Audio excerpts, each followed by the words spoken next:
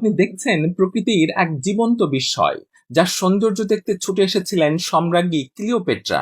আপনি কি ভাবছেন এখানে জমাট বরফের ভেতর পানি জমে আছে?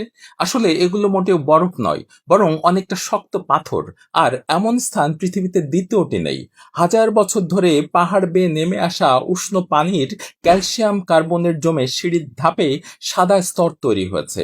ধাপগুলো দেখতে অনেকটা বরফ, মেঘ বা তুলার সিঁড়ির মতো। প্রতিটি ধাপে তৈরি হয়েছে ছোট ছোট প্রাকৃতিক পুল, যার ভেতরে নীলচে সবুজ উষ্ণ পানি জমে থাকে। দর্শনার্থীরা এখানে খালি পায়ে হাঁটেন, যাতে এর গঠন সৌন্দর্য নষ্ট না হয়। এখানে যে পানি নেমে আসে তার তাপমাত্রা 35 ডিগ্রি থেকে 100 ডিগ্রি সেন্টিগ্রেড, ফলে শীতকালেও বরফ জমার সুযোগ নেই। আর ঠিক এর উপরে আছে গ্রিক রোমান সভ্যতার হাজার বছরের পুরনো শহর হেরাপোলিস, যেখান থেকে শোনা যায় বিশাল থিয়েটার, মন্দির আর ইতিহাসের নিঃশব্দ পদধ্বনি। আপনি এখানে আরো পাবেন ক্লিওপেট্রাস পুল। কথিত আছে স্বয়ং ক্লিওপেট্রাও নেমেছিলেন এই জাদুকরী জলে।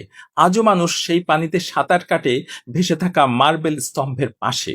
সূর্যাস্তের মুহূর্তে পামুককালে রং বদলায়। সাদা তুলোর দুর্গ তখন সোনালী, কখনো বা লালচে, আবার কখনো গোলাপি আভায় রূপ নেয়। তুরস্কের এই দৃশ্য একবার দেখলে ভুলে থাকা অসম্ভব।